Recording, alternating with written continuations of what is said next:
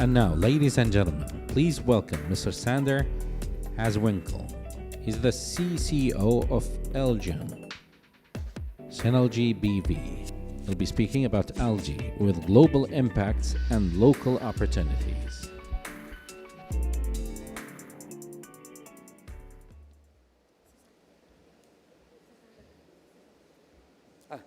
Thank you. This seemed to be a very important item here.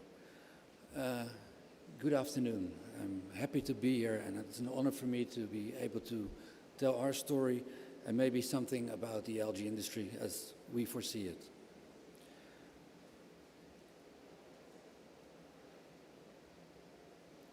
Algae with global impact and local opportunities.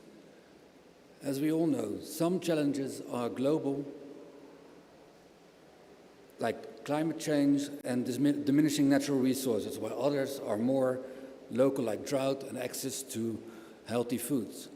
Factors that play a role, an essential role, are energy price, availability of sustainable energy, fresh or saline water, local temperature, and infrastructure.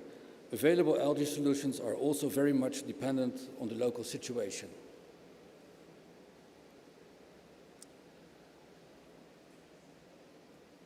High-impact solutions and local opportunities. For example, we can look at the essential for human health EPA omega-3 fatty acid. Currently, EPA is derived mainly from fish oil and krill oil.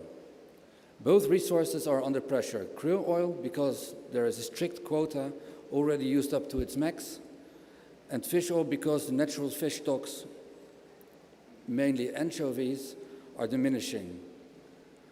From the two richest natural resources, Peru and Chile, only Peru is left and under pressure. In Chile, the anchovies is under real threat. In some areas, it has even collapsed.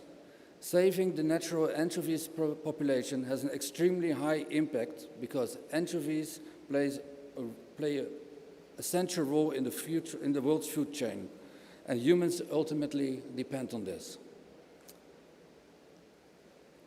What local algae opportunities with global implication arise from this?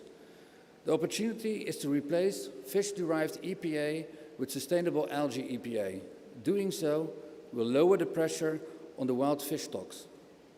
The challenge is finding the right spot for a commercially valuable algae solution. For this case, I believe the best location needs to have a low-cost, sustainable energy for intensive, highly automated systems that use LEDs rather than sunlight. And you also need to have access to saline water and a modern infrastructure. Other options can be found that use, for instance, fermentation techniques, like I've learned, are being planned right now here in the Kingdom. Other algae case examples will have different local requirements, resulting in other opportunities. In the hot MENA area, a case like with Galderia sulfurea, an extremophile rich in phycocyanin that is stable at low pH, has potential. Galderia grows best under extreme temperature and ultra-low pH, and has up-and-coming food applications, both as a natural colorant and as a source for protein.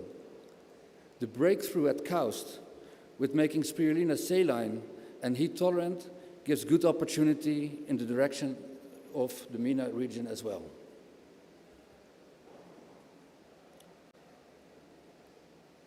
Local opportunities for high-value products. As was mentioned in the previous slide, sustainable derived algae EPA omega-3 fatty acid can have an enormous global impact, but also locally it can play an essential role in areas where shortages of these fatty acids are, especially for young people. EPA and DHA fatty acids play an important role in health during growing up. These fatty acids play an essential role in the development of the brain. In such areas, governments could, for instance, supply school children with a daily dose to aid a healthy generation. EPA is only one of the many high-value compounds found in algae. Extracted products and whole algae can be desirable and beneficial For instance, spirulina, this cyanobacterium, is well known for its healthy nutrient profile. Over time, we have learned that the best quality comes from spirulina grown under closed tubular photobioreactors. Another example is astaxanthin, a powerful antioxidant derived from Haematococcus pluvialis. This extract has a wholesale price between $3,000 and $12,000 US. Another example is fucoxanthin, derived from Phaeodactylum or Isochrysis. The wholesale price of this antioxidant, believed to reduce and burn dangerous organ fat, is now at 23,000 euros per kilogram. Finally, I would like to highlight Dunaliella salina. This extremophile grows in brine water and produces the precious beta-carotene. To give an idea of the commercial interest, BASF acquired its production facilities in Australia some years ago for 1 billion euros. Each alga has its specific optima and therefore different circumstances under which the growth is most economically valuable. Of course, looking at algae with the highest economic value is interesting, but sometimes local needs make it essential to have local algae production. For instance, if you plan for self-sufficiency in a specific area, algae can play an important role in supplying all kinds of essential fatty acids, proteins, and building blocks. Algae can help sustain local food production from aquaculture to dairy. Algae are even suited for soil improvement and wastewater remediation. I think there is a bright future for algae in the MENA region. With universities like KAUST and the development like NEOM, the algae industry can be kickstarted playing its role in future sustainable development. At KAUST, they are developing saltwater algae program that will investigate the local opportunities for the MENA region in algae cultivation. I believe that with the right combination of available techniques and local resources, the algae industry will become a success. One back. But there will be no impact and no opportunities without skill. All the previous is not happening impactful without skill. The biggest algae farm in the world is Hut Lagoon in Australia. This BASF facility produces Dunaliella salina for beta-carotene and spans over 250 hectares of open ponds. From the information I have, I understand that the most extensive tubular PBR facility in the world is for astaxanthin and is owned by BGG World at 33 hectares. Although this sounds impressive, there are only a few of these intensive facilities worldwide. Suppose you relate this to the biggest greenhouses. In that case, in the Netherlands, the biggest greenhouse is 100 hectares. And the local greenhouse area in my tiny country is already 10,570 hectares in total. And that's for the Netherlands alone. So you can imagine that everything that we are doing right now with algae is tiny. Anyone here understands that something needs to happen before we can reach a world scale in algae? Is it a problem that there is no real skill in the algae industry? For companies that already have their running business, that is probably not a problem. In a broader sense, is there a need for skill to bring the industry to the next level? In professionalism and commerciality? Yes. A professional level with an industrial infrastructure with professional suppliers in every part of the total supply chain is needed to expand and build an industry. Algae bear all qualities to grow into a mature market with competing prices and a professional level of diverse workforce producing, aiding and building within the algae market column. A mature algae industry may be a dream, but my dream. But with all the market movements, I believe that we are getting there.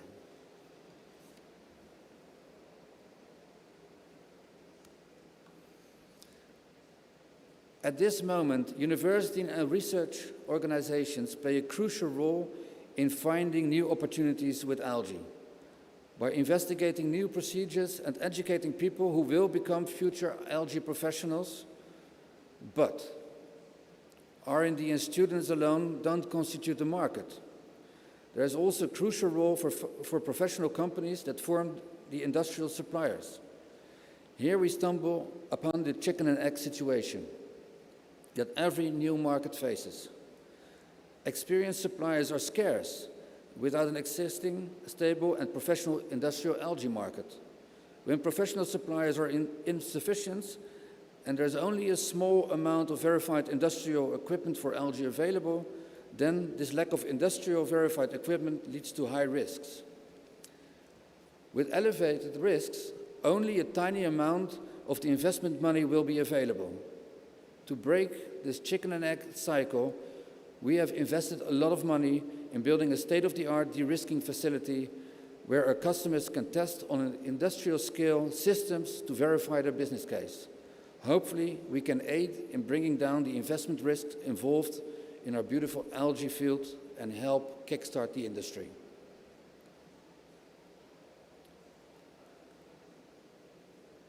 What do I represent? I will give you a brief insight in my 18 years of experience and what my role is in the algae field. My company, Lgem, is home of the two-phase PBR, the most advanced PBR system in the world. It offers high quality, high efficiency, and high productivities at low energy input, without biofouling and at stable growing conditions.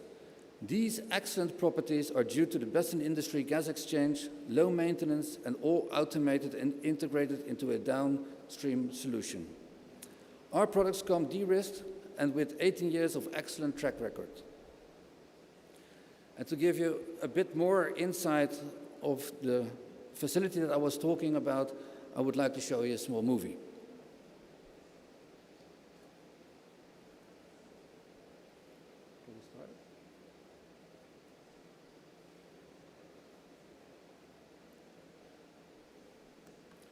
Okay, start the movie.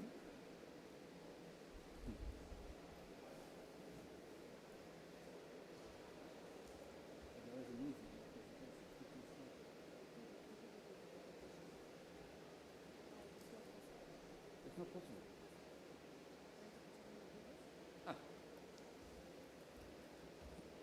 It's not possible to start a video, but I will have a small booth over here where you can watch the video and I can explain to you what our technology holds and what we can do for you.